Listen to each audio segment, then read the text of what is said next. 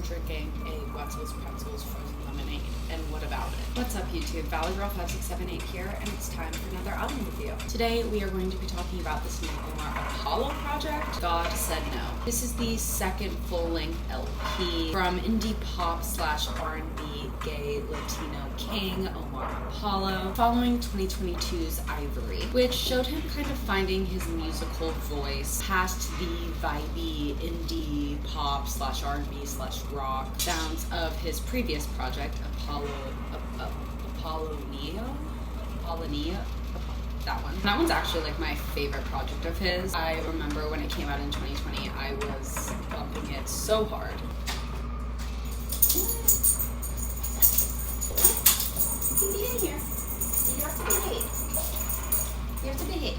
Well, Ivory did show Omar taking new risks and finding new types of sounds. Overall, didn't end up being anything all that memorable, at least in my opinion. This album, however, really shows his feet landing on the ground of this phenomenon of him finding new sounds within his already existing sonic landscape. And it's really satisfying and nice to see or hear. The opening track, Be Careful With Me, is a nice, chill, but vibey opening that is very classic Omar vibes. The sentiment of the song is also a really great way to kind of bring the listener into the thematic world of the album, which is, in short, the complexities and complications of relationships and what it can do to the psyche. Track 2, Spite, is actually a great representation of this and is also a classic, very catchy, very vibey Omar track. Track 3, Less of You, is also super catchy, but it is the first track on the album if you're listening in order, where we start seeing Omar experimenting a bit more with different sonic stylings, as this track has a very strong 80s vibes production. And as far as I know, Omar hasn't really experimented or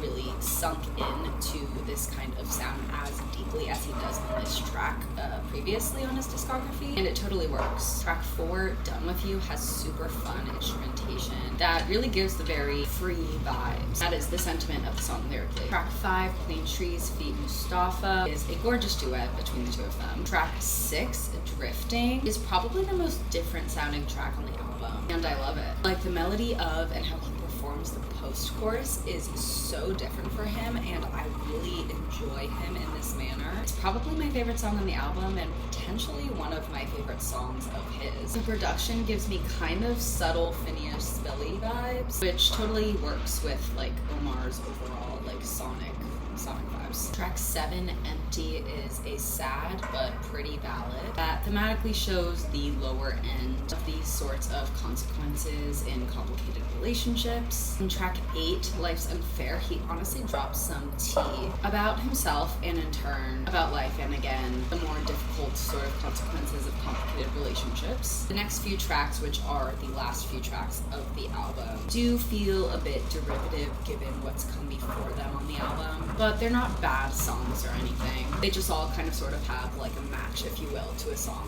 previously on the album. For example, track 9, Against Me, is another classic groovy Omar track that thematically is quite similar to the opening track as well as Life's Unfair. Track 10, While You Can, is another ballad, but this one is production-wise a bit more synthy, so it kind of gives Less of You, like the ballad version of Less of You, if you will. Track 11, Dispose of Me, is another ballad. I mean, it's honestly a beautifully written song, but at this point in the album, chances are you're kind of over the ballads. But to be honest, I do like this ballad more than While You Can, so I wish it was a bit earlier on the track listing or even replaced While You Can. Track 12, How, sounds honestly a little bit unfinished production-wise, but it's not a bad song at all. And you know, I think a lot of production stylings right now in music intentionally do give a bit more of a demo vibe, I guess, but there's definitely a fine line between these kind of production stylings sounding gritty,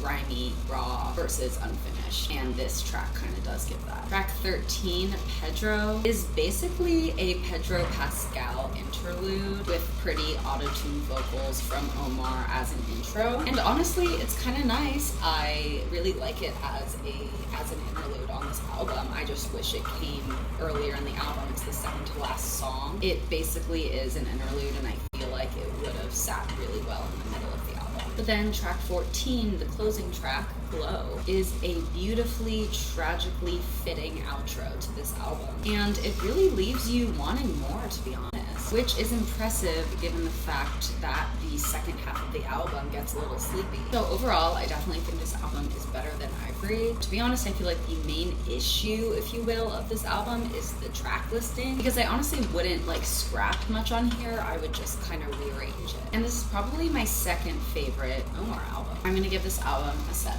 Thank you so much for watching this video. If you liked it, don't forget to give it a thumbs up and remember to subscribe. Follow me on Instagram, TikTok, and Spotify, all linked below. Make sure you're up to date with my Songs of the Week series that is on YouTube Shorts. That comes out every Saturday. Stay happy, healthy, and safe, and I will see you in my next video.